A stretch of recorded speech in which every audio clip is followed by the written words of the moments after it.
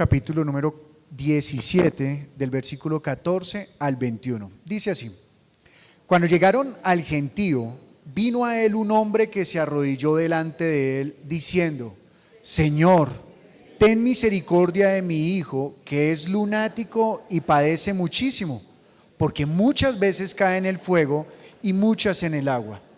Y lo he traído a tus discípulos, pero no le han podido sanar. Respondiendo Jesús dijo: Oh generación incrédula y perversa, ¿hasta cuándo he de estar con vosotros? ¿Hasta cuándo os he de soportar? Traédmelo acá.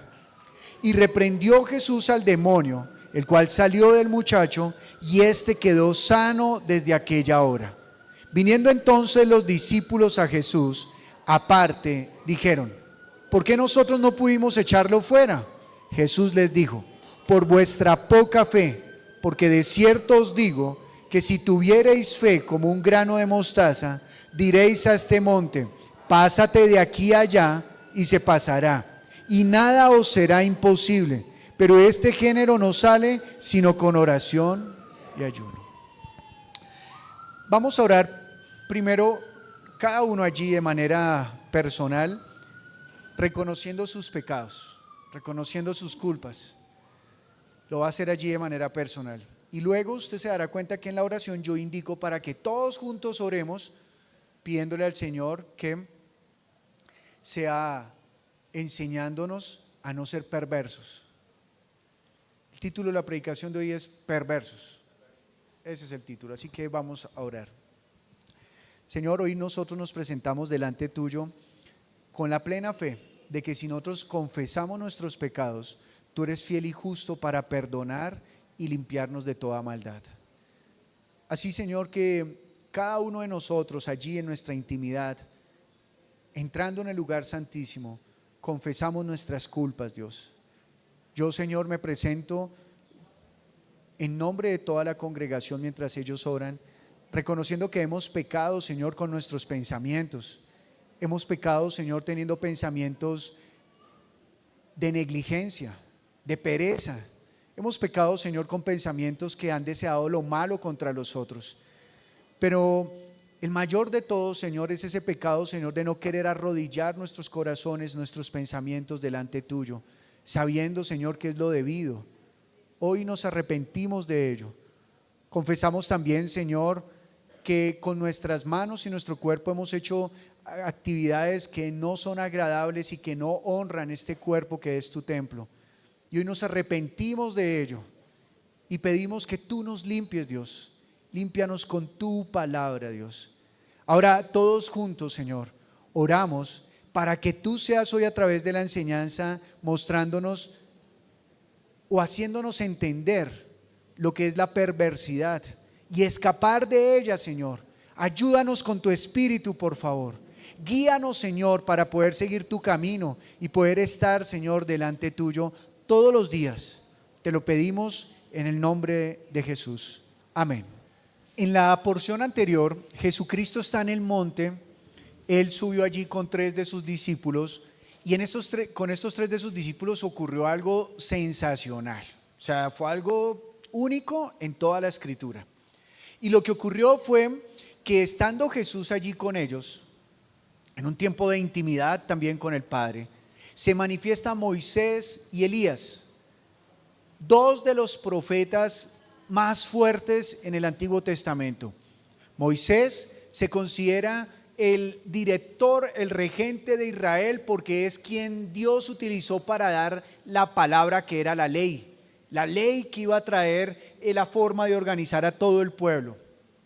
Y Elías se considera como el ícono de los profetas, aquel que nos enseñó cómo llevar la palabra de la profecía. Usted podría pensar, bueno, pero hay profetas más fuertes como Isaías, como Jeremías, como Ezequiel.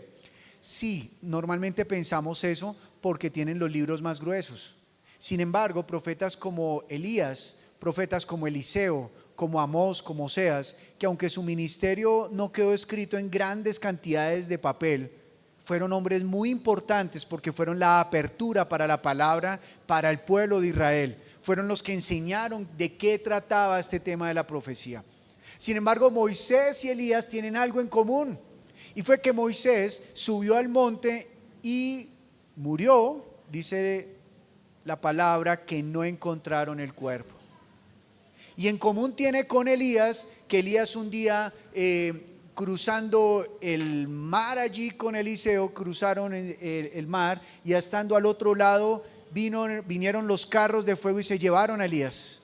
Así que ambos tienen en común en que su cuerpo no fue hallado, porque incluso cuando Elías fue llevado con el carro de fuego, profetas fueron a buscarlo y no lo hallaron. Lo estuvieron buscando varios días y no lo hallaron. Pero algo sucede especial en este encuentro con la visión entre Moisés y Elías, y es que el Padre que está en los cielos dice: este es mi hijo, hablando acerca de Jesús, a él oíd, dando a entender que por encima de Moisés y por encima de los profetas está la palabra de Jesús, que por encima de los sacrificios que están en el tabernáculo y todas estas cosas que nos han enseñado y nos han hablado del tiempo antiguo, está la obra de Jesús en la cruz. Así que los discípulos están anonadados porque Jesús también lo vieron resplandecer, y es donde aparece esa famosa palabra: Jesús fue transfigurado. Y entonces dice que brillaba, que mostraba toda su gloria, recordando también que Moisés estuvo en la presencia de Dios y al bajar tenía ese mismo, no el mismo, pero sí tenía un resplandor de gloria que se opacó con el tiempo. Mientras que Jesús tenía su propia gloria, la gloria dada por el Padre. Y entonces los discípulos están anonadados, no saben cómo comportarse en ese momento. Pasa el instante, seguramente bajan chocados mentalmente y bajan el monte. Y al bajar el monte está la gente esperándolo, y está ocurriendo algo que perturba a todos. Seguramente Jesús iba bajando allí con sus discípulos y de repente encontró un tumulto de un señor con un niño enfermo allí y discutiendo con los discípulos, diciéndoles: pero ¿por qué no pudieron? ¿Por qué ustedes no pudieron hacer esto? Y entonces se acercan y dice el versículo 14: cuando llegaron al gentío, vino a él un hombre que se arrodilló delante de él diciendo. Entonces Jesús iba bajando con sus discípulos y este hombre estaba allí esperando algo. Cuando de repente vio a Jesús, salió a correr hacia él y se arroja a sus pies y le dice: Señor, ten misericordia de mi hijo, que es lunático y padece muchísimo, porque muchas veces cae en el fuego y muchas en el agua. Y lo primero que hace este señor cuando está a los pies de Jesús es decirle: tú eres Señor, tú eres alguien diferente a todos los demás, tú tienes autoridad, y lo único que yo te puedo pedir en este momento es que tengas misericordia, porque mi hijo padece. Fíjese cómo habla del hijo. Dice que su hijo es lunático. En esa época a aquellos que sufrían de epilepsia también les decían lunáticos, porque se atribuía a la luna el que las personas se volvieran epilépticos. Era por causa de la luna, según ellos. Entonces le decían: es lunático, ¿no? Y dice también y padece muchísimo, es decir, que no era un sufrimiento poco, no era pequeño, era un sufrimiento constante, era algo que le dolía. Pero además de eso, él perdía la razón a tal punto que dice acá: porque muchas veces cae en el fuego y muchas en el agua. Y esta es la información que nos ofrece Lucas. Lucas, recuerde que era médico y lo habla muy médicamente, ¿no? Sin embargo, luego nos da un detalle que a los médicos de hoy en día no les gustaría mucho, a los médicos incrédulos, ¿no? No les gustaría mucho. Y viene el versículo número 16 y dice: y lo he traído a tus discípulos, pero no le han podido sanar. Ahora piensen los discípulos, ¿cómo están?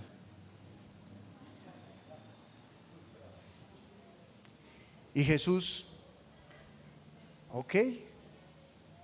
Pedro, Juan y Jacobo, que estaban con Jesús, yo me los imagino detrás de Jesús ahí como: qué cosas, ¿no? Y los otros discípulos como preguntándose por qué, siendo que en el capítulo 13 se ve a los discípulos expulsando demonios. Lea conmigo, por favor, Mateo capítulo número 13.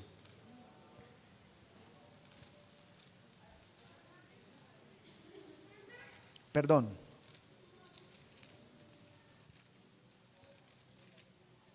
Capítulo número 10. Versículo 8, Jesús está encomendando allí a los 12 y les dice: sanad enfermos, limpiad leprosos, resucitad muertos, echad fuera demonios, de gracia recibiste, dad de gracias. Y entonces Jesús los encomendó, y luego Lucas nos va a mostrar a nosotros que ellos llegaron felices, porque decían: Señor, en tu nombre se nos sujetan los demonios, orábamos por los enfermos y eran sanados, pero con este chico no. Ellos oraron por el muchacho y no fue sanado. Y entonces dice Jesucristo en el versículo 17, respondiendo Jesús dijo: oh generación incrédula, ¿y qué? Incrédula, ¿y qué? Generación incrédula y perversa, ¿hasta cuándo he de estar con vosotros? Es decir, que era necesario que Jesús estuviese mientras ellos fueran incrédulos y fueran perversos. Dice: ¿hasta cuándo he de estar con ustedes? Era necesario que todavía estuviera con ellos. Es decir, que Jesús también vino para acabar con la incredulidad y acabar con la perversidad en todos aquellos que creen en Él, que lo siguen. Y hace otra pregunta: ¿hasta cuándo os he de soportar? Así que la palabra dice que nosotros debemos entender que Jesús está para soportarnos. Él está dispuesto a soportarnos. Y dice: pero ¿hasta cuándo? Es decir, que hay un momento en el cual ya se debe crecer. Está hablando también de madurez. Tráedmelo acá. Y Jesús lo manda a traer. Y hasta este momento el Señor ha mostrado algo importante, y es que Él, siendo el que tiene la capacidad para sanar y siendo el que tiene la capacidad para dar libertad, tiene también misericordia. Y tiene misericordia de los necesitados. ¿Cuánto podría estar usted angustiado por su hijo que está enfermo, que es arrojado en el fuego, que es arrojado en el agua? Si era arrojado en el agua, no era para que se pusiera a nadar, era porque tenía una práctica que lo quería llevar a ahogarse. Y en el fuego, pues una práctica que lo quería llevar a matarse en el fuego. ¿Cuánto usted sufriría con un hijo así? ¿Cuánto sufriría usted con un esposo así? Que está bien y de un momento a otro se altera y se lanza al fuego, se rocía, no sé, hoy sería algo así como rociarse gasolina y prenderse. ¿Usted cuánto estaría tranquilo? ¿Lo dejaría tranquilo en la casa? Usted estaría angustiado. Pero aquí muestra que Jesús está dispuesto a recibir a los que están necesitados, que Él está dispuesto a ser el Dios que liberta. Lea conmigo por favor el Salmo número 34, versículo número 18.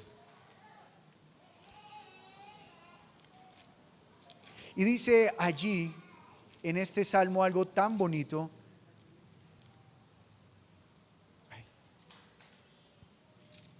Versículo 18 dice: cercano está el Señor a los quebrantados de corazón y salva a los contritos de espíritu. Ahora, este hombre, ¿cómo llegó ante Jesús? Llegó y se postró. Sin embargo, cuando él se postra ante Jesús, podríamos pensar: oh, qué hombre tan lleno de fe, ¿no? Este hombre está lleno de fe. Sin embargo, en los evangelios de Lucas y de Marcos nos ofrece algo, y es que él le dice: Señor, ayuda a mi fe. Porque Jesús le dice: ¿crees? Y él le dice: ayuda a mi fe. Es decir, que aunque este hombre llega y se arrodilla delante de Dios, está confesando que reconoce que su fe no es suficiente. Está confesando que le falta, que él sabe que no es fiel absolutamente a la palabra, que él sabe que aunque Jesús puede hacer algo, como que duda un poquito, porque dice: ayuda a mi fe, ayuda a mi fidelidad. Y yo me identifico con ese hombre. Me identifico con ese hombre porque a veces leo la palabra y digo: uy, qué bueno es esto. Pero cuando viene el momento de la dificultad, sé en lo profundo de mi corazón que me falta más. Y es el momento en el cual me arrodillo y le digo: Señor, ayúdame, porque sé que necesito más de ti. Sé que mi corazón tiene que estar más delante tuyo, allí inclinado, recibiendo tus palabras, dejándome guiar por ellas. Y entonces el Señor Jesucristo le dice, traedlo. Y ve que tiene una necesidad porque este hombre, este joven, está siendo dominado por Satanás. Satanás lo ha tomado y está haciendo con él lo que quiera. Cuando se le ocurre, el demonio lo arroja al fuego. Cuando se le ocurre, el demonio lo arroja al agua. Es un hombre que está fuera del dominio de Dios y está bajo el dominio de Satanás. Es un hombre necesitado. Es un hombre que necesita la mano poderosa de Jesús. ¿Y sabe? Este punto es bien importante. Porque lo natural de la iglesia es que la iglesia le haga frente a Satanás. Dice la Escritura, resistid al diablo y él huirá de vosotros. Y cuando está hablando de resistir, lo está hablando con toda una actitud de guerra, de que usted tenga el escudo fuerte, de que usted afirme sus pies, de que tenga ceñidos sus lomos y resista, porque el enemigo viene a matarlo, viene a destruirlo, pero el Señor dice resistan y él huirá de ustedes. Porque además no solamente nos defendemos, sino que también tenemos una palabra que es espada y que lo vence a él. Pero pocas veces nosotros fijamos la mirada en observar cómo el enemigo se está moviendo alrededor de nosotros. Lo ignoramos. Y la Escritura dice, porque no ignoramos que nuestro enemigo, el diablo, está buscando a quien devorar. Pero a veces nosotros ignoramos que él está buscando a quien devorar. Y ese quién puede ser usted, o tal vez ese quién es usted, que puede estar siendo devorado. Sin embargo, luego sucede algo que deberíamos prestar acá atención. Dice el versículo 17, respondiendo Jesús dijo, oh generación incrédula y perversa. ¿Qué significa incrédulo? Que no confía, que no descansa. Pero me gusta mucho aprender acerca de la fe, como que la fe significa ser fiel.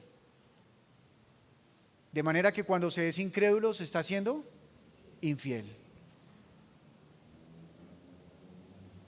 Ser infiel significa no permanecer en una palabra, porque toda fidelidad comienza en una palabra. Eso es ser infiel, es decir que usted tiene una palabra y se mantiene firme a esa palabra pase lo que pase. Dios nos ha dado la palabra, ellos ya habían recibido una palabra, vayan y sanen los enfermos, vayan y expulsen los demonios, ya habían recibido esa palabra. Pero Jesús está acá diciendo generación incrédula, y está hablando de toda una generación, no solamente se está dirigiendo a los discípulos, sino a toda una generación. Dios nos libre de ser la generación incrédula. Dios nos libre de ser la generación que no cree. Pero también utiliza otra palabra, ¿qué es? Perversos. Y el título de la prédica se enfoca en esta palabra porque esta palabra recoge la anterior. Perverso también se podría traducir como apóstata. Y tal vez algunos dicen, ok, me dejó en la misma. Pero perverso significa apartarse, alejarse, voluntariamente, perverso. Eso significa perverso. Es decir que cuando usted tiene la palabra a la cual debe ser fiel y usted decide apartarse de esa palabra, de ese pacto, de esa promesa, usted se está volviendo un perverso. Porque lo está haciendo voluntariamente, es decir, usted con toda la conciencia está diciendo, me aparto, me separo de esas palabras. ¿Y por qué ocurre esto? Mire lo que nos cuenta Pablo en Hebreos capítulo número 3, versículo número 19.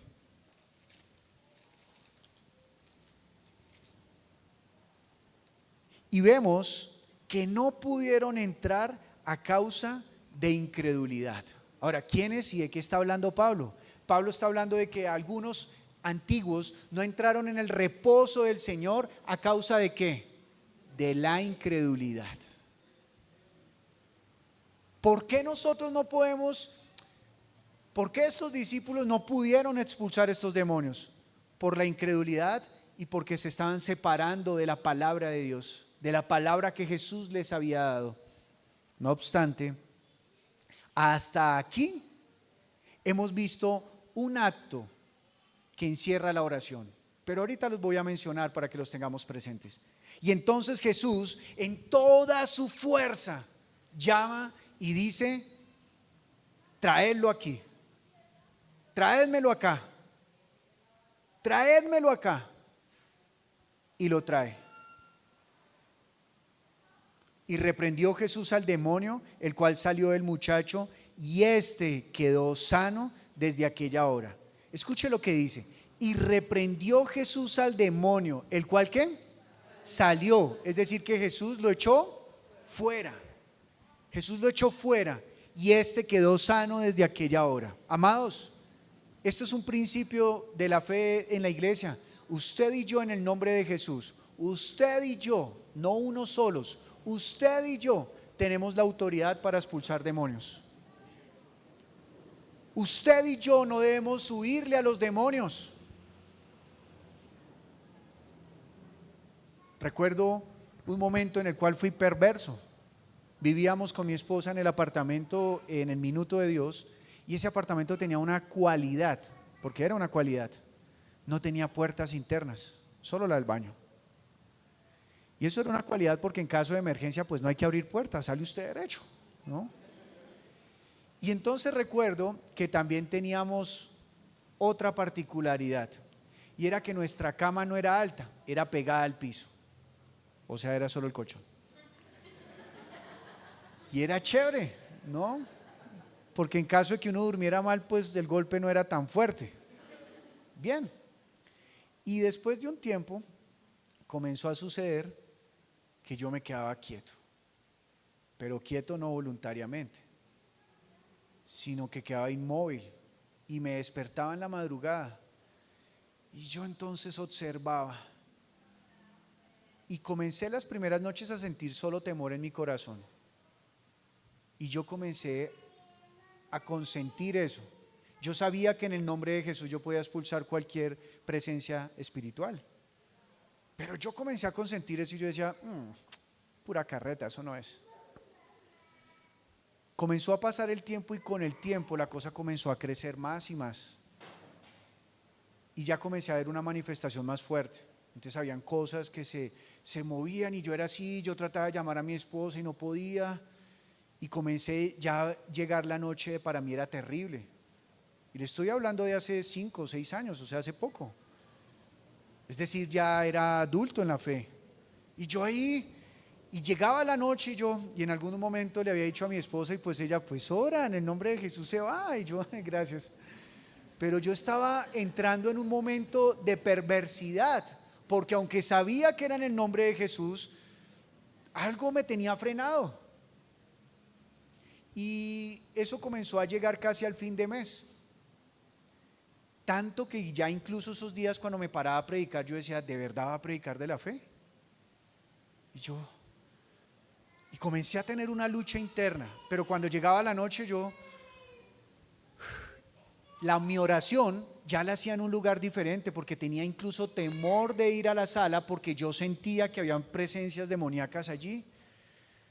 Y yo decía: los demonios vienen siempre a querer habitar y no voy a permitir que habiten en mí. Pero me tenían acorralado. El temor me tenía acorralado. Me había vuelto perverso, porque yo sabía la respuesta, pero voluntariamente no la ejercía. Me había vuelto perverso, me había separado de la palabra. Y una noche antes de dormir, sencillamente le pedí a ella, le dije: ora por mí. Yo no le dije por qué, le dije: ora por mí. Entonces ella me miró. ¿Ok? Pues porque normalmente yo no le digo: ay, antes de dormir ora por mí. No. Ella ora, yo le digo que ore por mí, pero en la madrugada. Y entonces ese día fue en la noche. Y ella oró por mí y nos acostamos. Pero yo me acosté con una actitud y yo dije: no más. Yo soy un hijo de Dios. Y dije: apenas me despierte me voy para la sala a orar. Dios mío. Y me desperté. Y me fui a la sala. No les miento, con mucho temor. aunque era de madrugada, yo me sentía caliente, estaba sudando yo, y me quería arrodillar como siempre, pero no, yo oré sentado, pero como, a ver, y yo decía, pero ¿qué me pasa si eso es espiritual, eso no es físico? O sea, yo estaba yo mismo exhortando, ¿qué me pasa? ¿Se embobó, mijo? Y entonces vencí el temor y dije, es en Cristo Jesús, y me arrodillé y comencé a orar y comencé a clamar y a clamar y a clamar y a clamar y a clamar, aunque no habían puertas, no me importaba que incluso llegara a despertar a mi esposa. Comencé a clamar porque yo dije, no puedo ser esclavo del temor, no puedo ser esclavo del temor. Mi padre me da una palabra y a partir de esa noche nunca más tuve ese temor. Y cogí y dije, en el nombre de Jesús, todo espíritu inmundo se va. Yo le estaba dando cabida, yo estaba permitiendo que me dominara la tiniebla. Yo me había apartado. Y fíjese que como le estoy contando que me había apartado, no fue que me había vuelto adúltero, que me había vuelto ladrón, que me había vuelto mentiroso, sino sencillamente me había apartado ¿de qué? De la palabra de mi Señor. Y créame, si después hubiese seguido, yo hubiera dicho, ¿y para qué la palabra de Dios si no me da libertad de un demonio? Después, más adelante, quién sabe hasta dónde hubiera llegado, tal vez a dudar de la salvación. Pero me paré fuerte. Y nosotros como iglesia tenemos que tener claro que hay un mundo espiritual en el cual estamos, y hay un mundo espiritual que está en contra de usted y de mí, que nos quiere matar, que nos quiere asesinar, nos quiere separar de Dios. Quiere que la vida que usted ha recibido de parte de Cristo se apague, se opaque. Y Jesús aquí tuvo misericordia, dijo, traedlo acá, y echó fuera al demonio. Y nosotros necesitamos comprender que esto es una lucha, es una guerra que nosotros tenemos contra Satanás, que no podemos permitir que él nos encierre y nos arrincone. Tenemos que hacerle frente. Tenemos que darnos cuenta de lo que está sucediendo en nuestra vida y examinar nuestro corazón para poder volver a él. Pero sigamos con el texto, dice el versículo 18, y reprendió Jesús al demonio, el cual salió del muchacho, y éste quedó sano desde aquella hora. Viniendo entonces los discípulos a Jesús, es decir, que cambia el escenario, ¿no? Se va el Señor feliz con su hijo y ahora vienen los discípulos. ¿Quiénes vienen? ¿Quiénes tienen autoridad para expulsar demonios? ¿Usted es discípulo de Jesús? En el nombre de Jesús, usted y yo tenemos autoridad para expulsar demonios. Y entonces dice acá, los llamaron aparte y dijeron, ¿por qué nosotros no pudimos echarlo fuera?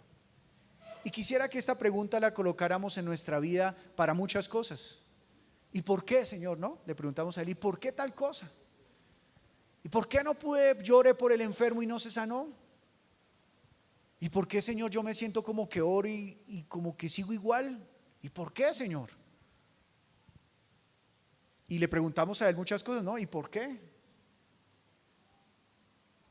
Y Jesús dice, por vuestra poca fe. Es decir, que tenían fe, sí, pero era poca. Y ese poco significa de breve, es decir, que no permaneció, que hubo algo que la cortó. Ustedes estaban en mi palabra, pero no siguieron en mi palabra. Por un momento se apartaron, se hicieron perversos. Por un momento. Y esto nos invita a que usted y yo debemos estar examinando nuestro corazón si permanecemos en la palabra. Y una de las maneras más fáciles es, no piensen, yo quiero que todos mis días sean para Cristo. No, no piense eso. Piensen lo que recalcamos hace 8 días. Yo quiero que hoy mi vida sea para Cristo. Preocúpese por cuál día. Hoy, que hoy sea para Cristo, que este momento sea para Cristo, que este instante en el cual estamos en el culto sea para Cristo, arrodillado ante Él, que nuestra fe no sea poca, sino que permanezca, que prevalezca, porque de lo contrario el enemigo, en el momento que usted haga, ahí usted será presa de él y lo comenzará a endurecer. Y usted no podrá superar todas esas cosas que hacen que su corazón sea un corazón sucio. Cuando nos apartamos de la palabra de Dios, el corazón se hace sucio. Y entonces dice, por vuestra poca fe. Porque de cierto os digo que si tuviereis fe como un grano de mostaza, diréis a este monte, pásate de aquí a allá, y se pasará, y nada os será imposible. Y quisiera comenzar hablando por el grano de mostaza. Normalmente siempre se hace memoria del grano de mostaza porque es pequeño. No es el más pequeño, aunque el texto habla de que el más pequeño, pero pues era un refrán, ¿no?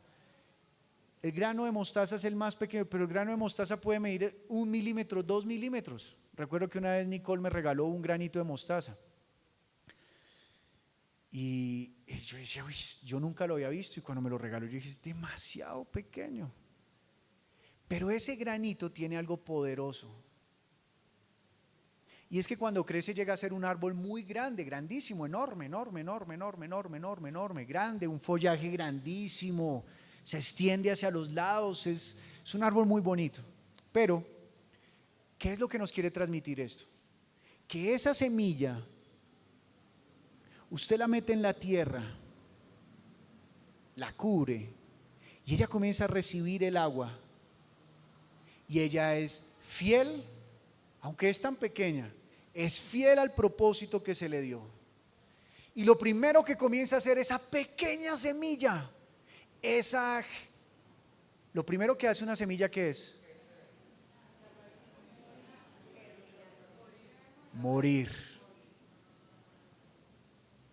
Lo primero que hace toda semilla es morir. Acuérdese la arveja, el garbanzo, el frijol allá en el algodón. Lo primero que hace es, y una vez que muere, comienza a brotar todo lo que es de ella, de lo suyo propio comienza a brotar. ¿Y por qué brota?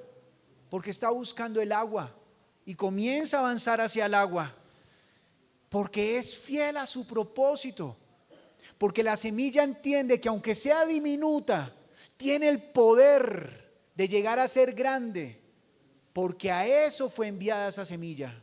Esa semilla, aunque es tan diminuta, se muere. Ella dice, mi deseo es morir, y comienza a cumplir el propósito. Estira unas raícitas delgaditas, finitas, blancas, pero pasado el tiempo, esas raíces se convierten en unas raíces fuertes que han perforado la tierra, que lleva años sin ser perforada, y comienza a salir un tallo grueso, y comienza a brotar un follaje inmenso, tanto que las aves del cielo pueden hacer morada en él, porque esa semilla fue fiel. ¿Y qué es lo que Jesús les está transmitiendo? No importa quién es usted, no importa lo pequeño que sea usted, si usted permanece fiel a la palabra que el Señor le ha dado, en usted habrá el fruto que Dios lo envió a dar. Pero para ello tiene que morir. Y este texto está enmarcado en la muerte, porque antes de que Jesús fuera transfigurado, Él habló de que iba a morir. Y después de que Jesús sana a este muchacho lunático, Él va a decir nuevamente, tengo que morir. Es decir, que el marco de esta historia es la muerte. Es necesario estar dispuestos a morir. Y cuando usted y yo morimos, Dios manifiesta toda su gloria en usted. Si esa semilla tan pequeña no muere, nadie puede conocer toda la gloria de Dios. Usted, siendo quien es, si usted dispone en su corazón morir a usted mismo, a sus deseos, esos deseos que lo apartan de Dios, si usted propone en su corazón abandonarlos, hacerlos a un lado, Dios mostrará toda su gloria en usted, mi querida semilla de mostaza. En usted va a obrar. Y entonces pasaremos de ser perversos ahora a ser una semilla de mostaza. Una semilla de mostaza. Y dice entonces, diréis a este monte. ¿De dónde venían los discípulos? De un monte. Venían de haber visto a Jesús allí en oración, lo vieron transfigurar, vieron la presencia, la gloria de Dios. Pero ahora Jesús les está hablando de expulsar demonios, de sanar enfermos, de hacerle frente al enemigo, de permanecer en la fe. Y dice, le podréis decir a este monte. ¿Cuál es ese monte en este momento? Pues puede significar todas las dificultades que usted y yo tenemos, toda la oposición de Satanás. De tal forma que la porción nos está diciendo, o permanecemos en el monte donde tenemos comunión con Dios, o permanecemos en el monte que nos estropea seguir en la comunión con Dios. Y si usted tiene un monte que le estropea la comunión con Dios, dígale a ese monte que se vaya, retírelo, porque ese monte ¿en dónde está? En nuestros corazones. Es necesario morir para poder dar fruto. Y luego dice, ustedes le pueden decir al monte, pásate de aquí a allá, y se pasará, y nada os será imposible. Cuando era pequeño, tenía tal vez 13 años, 14 años, la primera vez que escuché de Jesús. La primera vez que escuché me refiero a que alguien me dijo, venga, crea en Jesús, usted necesita ser salvo, porque pues desde pequeñito yo escuchaba de Jesús. Pero la primera vez que yo escuché, crea en Jesús para que sea salvo, yo era adolescente. Y me acuerdo que una de las primeras cosas que intenté fue, pasé un peatonal en la 80 y miré Monserrate, y yo dije, muévete de ahí. Y yo, claro, lo dije pasito porque no quería que nadie se me burlara. Yo, muévete de ahí. Sin embargo, a pesar de mi ignorancia y mi ingenuidad, yo dije, Jesús dijo que si yo decía que se moviera, muévete de ahí. A pesar de mi ocurrencia, yo quería quería probar esa fe. Y parecía magneto ahí, muévete de ahí, y nada pasaba. Y me fui. Cuando llegué a mi casa, yo en el camino había llegado reflexionando en eso. Esas eran mis reflexiones de 13 años. Pero ¿y por qué no se movió el monte? Y yo preguntaba, ¿qué se referirá Jesús con eso? Y comencé a reflexionar en la palabra. Yo dije, no, debe ser otra cosa. En ese momento no lo comprendí, pero ya tenía ese deseo de poder comprender sus palabras. Comencé, aunque era ignorante, ingenuo, en mi corazón había propuesto buscarlo a Él, hasta que un día me alumbró su luz. Él se atravesó y tuvo misericordia de mí. Él tiene misericordia de usted. Y dice, y nada os será imposible. ¿Qué opina usted de esa frase? Mire lo que dice nuevamente, lea conmigo el versículo 20. Por vuestra poca fe, porque de cierto os digo que si tuvieres la fe como un grano de mostaza, es decir, si usted fuera fiel como un grano de mostaza, diréis al monte, pásate de aquí a allá, y se pasará, y nada. ¿Qué opina de esa palabra? Nada os será imposible. Amado, esa palabra en este momento lo reta a usted. ¿Usted en su corazón cree que nada es imposible? Y yo estoy seguro que varios de los que están aquí presentes dicen, no, es imposible un poco de cosas. Esta palabra es esa frase es la que nos dice qué es lo que quiere Dios en nuestro corazón. Que nosotros entendamos que no hay nada imposible.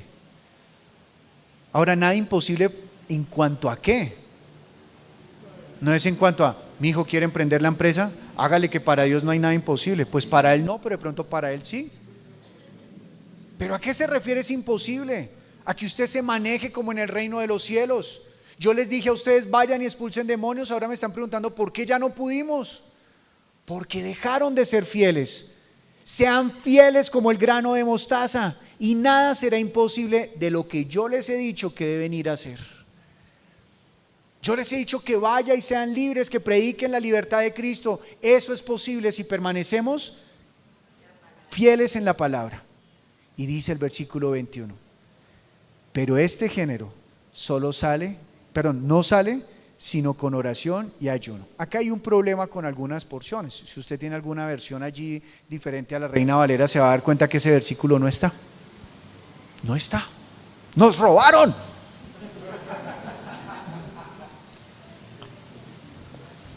O algunos dirán, es una Biblia del diablo, le está robando la palabra a Dios. No, lo que pasa es que la Reina Valera que nosotros normalmente manejamos es de 1960, y hasta esa época habían unos manuscritos de donde se copiaron estas porciones. Esto lo estoy diciendo porque sé que algunas personas van a decir, pero ¿por qué enseñan base a ese texto, ese texto? Entonces, como para que algunos de esos personajes queden saciados o un poquito, no es mi interés convencerlos, pero que sepan. Entonces, después aparecieron otros escritos antiguos y ahí no estaba. Y estos escritos eran más antiguos que los anteriores, y eso fue por allá en el año ya llegando a los 70. Por eso las otras versiones que fueron escritas posteriormente no lo tienen.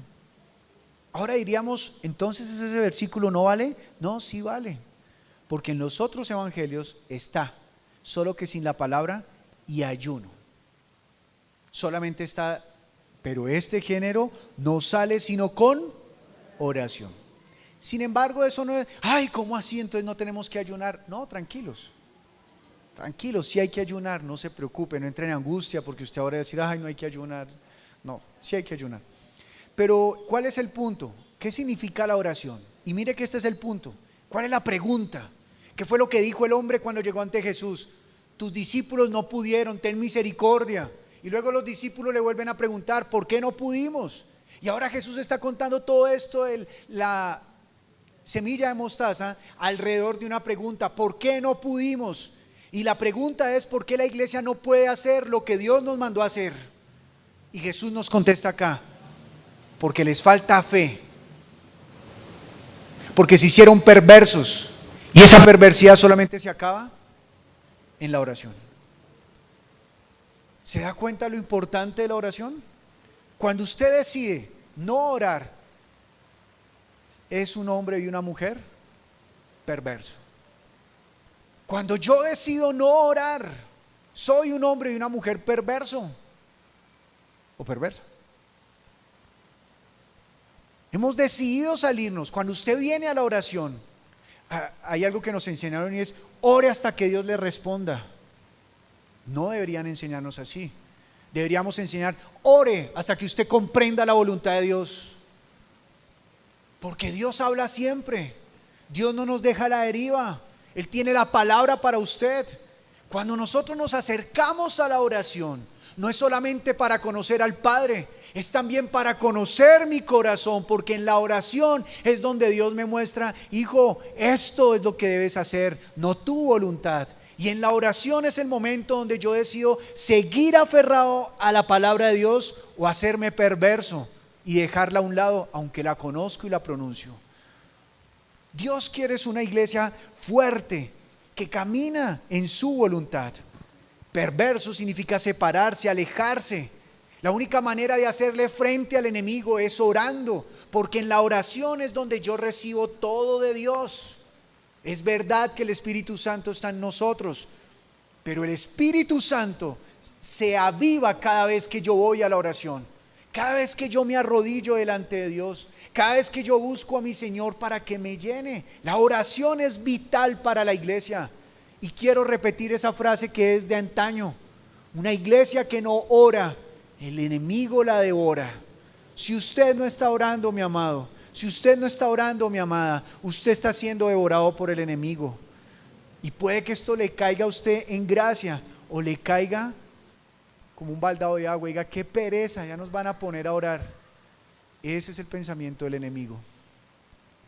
Dios nos está invitando a que nos llenemos de Él para que el Satanás no nos gane, no tenga ventaja sobre nosotros.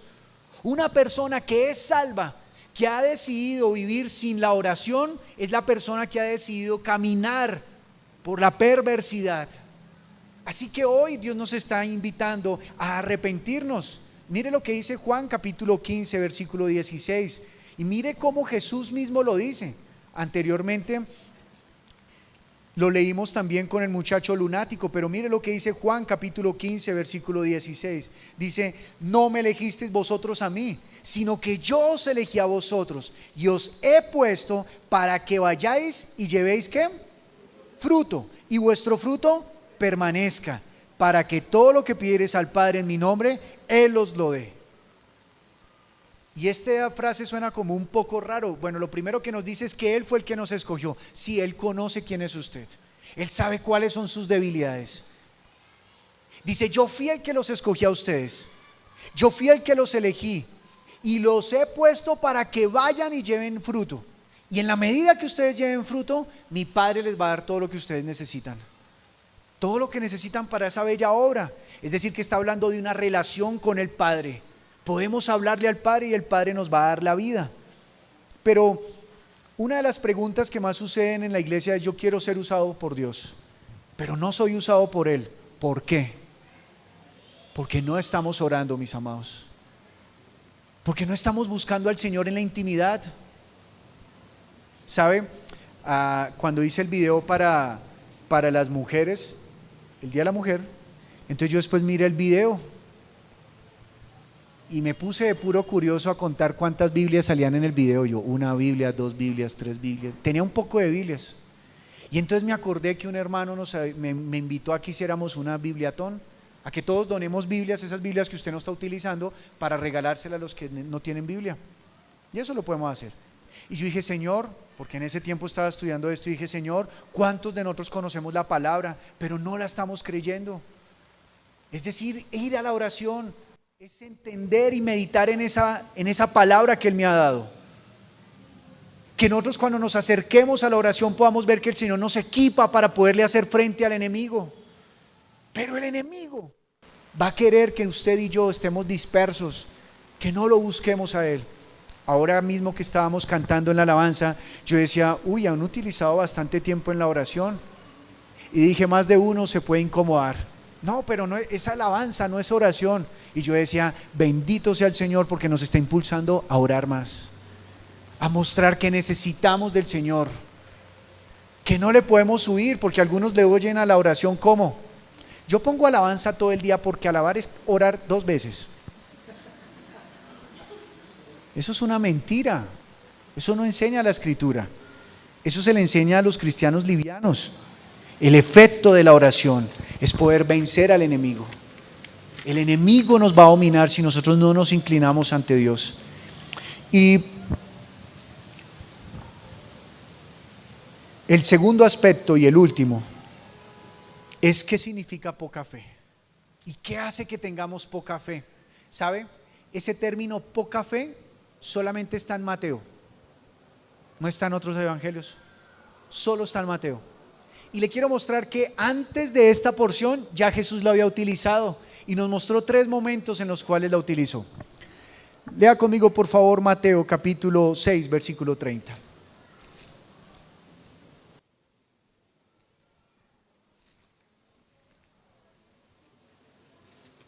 Mateo capítulo número 6, versículo número 30. Y dice así: y si la hierba del campo, que hoy es y mañana se echa en el horno, Dios la viste así, ¿no hará mucho más a vosotros, hombres de poca fe? Lo vamos a cambiar: hombres perversos. Porque estamos pensando en correr, ¿no? Al ritmo de este mundo, para tener la mejor pinta, ¿no?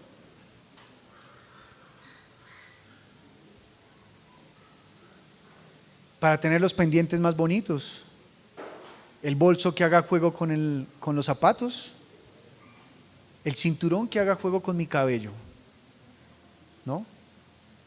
En los hombres, el celular que, mejor dicho, haga magia. Bueno, aunque a las mujeres creo que les gusta más el celular con mejor cámara, ¿cierto? El mejor carro, la mejor moto. Pero dice: ustedes se preocupan por eso, hombres de poca fe. Sean fieles a la palabra, yo no los mandé a eso. No se dejen deslumbrar por el afán de este mundo. Y mire lo que dice ahora Mateo capítulo 8, versículo 26. Ahí nomás pase la hoja. Versículo 26. Está en plena tempestad allí y les dice: Él les dijo: ¿por qué teméis, hombres de poca fe? Entonces, levantándose, reprendió a los vientos y al mar, y se hizo grande bonanza. Como había dificultad, comenzaron a apartarse de la palabra. ¿Sabe qué ocurre cuando usted se aparta de la palabra? Siente angustia. Usted está expulsando el demonio, y cuando se aparta de la palabra, usted ya no sabe qué hacer, y entonces ya comienza hasta con la Biblia: fuera, maldito. ¿Y por qué le da con la Biblia? Pues me enseñaron que había que darle Biblia. Fuera. O comenzamos a levantar la voz. ¡Fuera! Porque nos comenzamos a apartar de la palabra. Y vienen las dificultades y ¿qué hago, Señor? ¿Qué hago? Ya sé, voy a hacer ayuno para que Dios me ayude. No, Dios no le ayuda porque usted haga ayuno. Dios le ayuda porque Él es su Padre. O sea, a él le brota ayudarle. Deberíamos orar para decir, Señor, hazme entender tu voluntad. Hazme comprender sabiduría. Hazme recibir tu consejo. Ayúdame a permanecer en tu palabra. Fieles a su palabra. Pero este género sale con oración, es decir, es necesario que ustedes se arrodillen delante del Padre. Los discípulos se habían vuelto, ¿qué? Perversos. Es decir, que su corazón se había endurecido un poco, se había separado del Padre. Acuérdese, perverso significa separarse. Por eso en Apocalipsis dice que al final de los tiempos vendrá la perversidad, la apostasía, la separación. Y a la gente le dará comezón escuchar la palabra. Y a la gente le dolerá en el oído, ay, más palabra, ya no más, ya entendí. Uno no entiende sabiendo, uno entiende haciendo, uno entiende proponiendo en el corazón, mi amado. Y dice Mateo capítulo 14, versículo 31, vuelve y juega. Mire estos discípulos, nosotros menos mal somos mejores, ¿no? Capítulo 14, versículo 31 dice, al momento Jesús extendió la mano, asió de él y le dijo, hombre de poca fe, ¿por qué dudaste? Y aquí está hablando de nuestro querido Pedro, ¿no? Pedro iba por las aguas ahí bailando, iba ahí en el mar, y de un momento a otro comenzó a soplar todo más fuerte y él como que ya no, quieto. ¿Y qué le dice el Señor? Hombre de poca fe. Es decir, que Pedro se hizo perverso. Pero ¿sabe qué es lo bonito de estas palabras? No que nosotros digamos, esos discípulos, no, sino que entendamos que nos están hablando a nosotros en nuestra misma debilidad. ¿Cuántas veces nos hemos hundido en el mar, incluso él estando ahí de pie en la dificultad? Y el último, Mateo 16, 8, ahí, antecito del 17, dice, y entendiéndolo Jesús les dijo, ¿por qué pensáis dentro de vosotros, hombres de poca fe, que no tenéis pan? Y esto es otra cosa que ocurre, creemos que usted y yo no tenemos lo suficiente de lo que Dios nos ha dado y nos hacemos hombres perversos. Jesús les dice, mirad, guardaos de la levadura de los fariseos y de los saduceos. Y ellos pensaban dentro de sí diciendo, esto dice porque no trajimos pan. ¿Ve dónde está el pensamiento de ellos? Y él dice, ¿por qué pensáis vosotros, dentro de vosotros, hombres de poca fe, que no tenéis pan? ¿No entienden aún? ¿Ni se acuerdan de los 5 panes entre 5,000 hombres? ¿Y cuántas cestas recogisteis? ¿Cómo? Estoy viendo el versículo 11. ¿Cómo es que no entendéis que no fue por el pan que os dije que os guardaseis de la levadura de los fariseos y de los saduceos? Entonces entendieron que no les había dicho que se... Es muy chistoso porque Jesús le dice, no entienden que no les hablo de eso. Entonces dice Mateo aquí, entonces entendieron. Mateo debería haber dicho, entonces entendimos, ¿no? Pero Dios nos ha capacitado para ser la luz del mundo, mis amados. Él no quiere que seamos la tiniebla del mundo, ya hay suficiente tiniebla, somos la luz. Así que, regresando al 21, lea conmigo este texto, al 17:21, perdón. Lea conmigo el versículo 21. Pero este género no sale sino con oración y ayuno. Leámoslo ahora en positivo. Este género sale con oración y ayuno.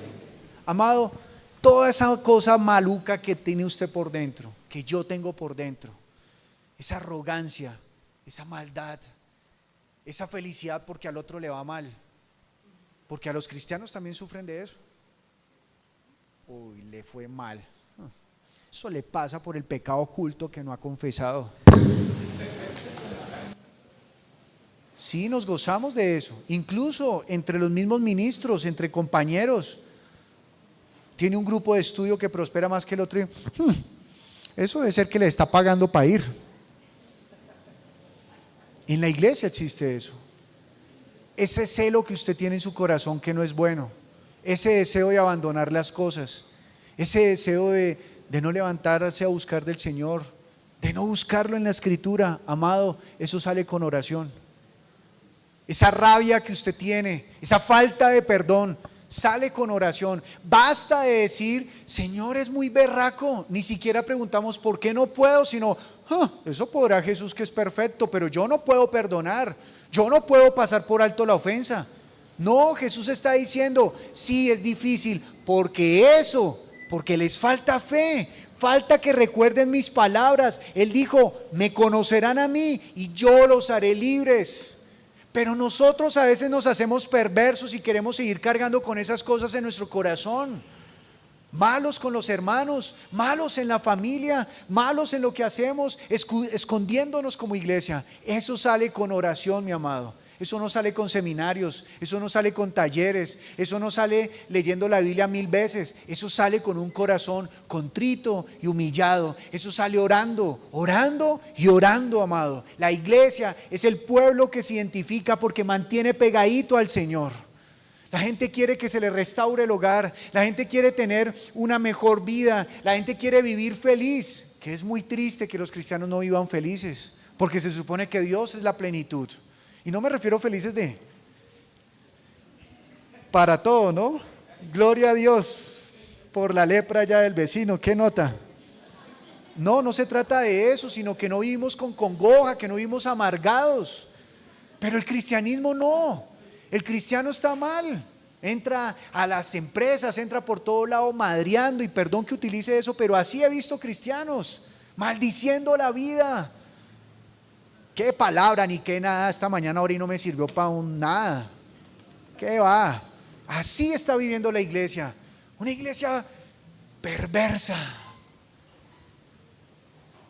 que sabe la palabra, que la conoce y dice, tan bonita la palabra, pero es perversa porque no la quiere vivir.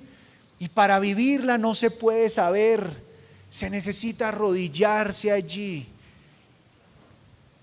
Y en el otro evangelio muestra que este hombre, aunque se le arrodilló a Jesús, le dice, por favor, ayuda a mi fe, ten misericordia, tú lo puedes hacer.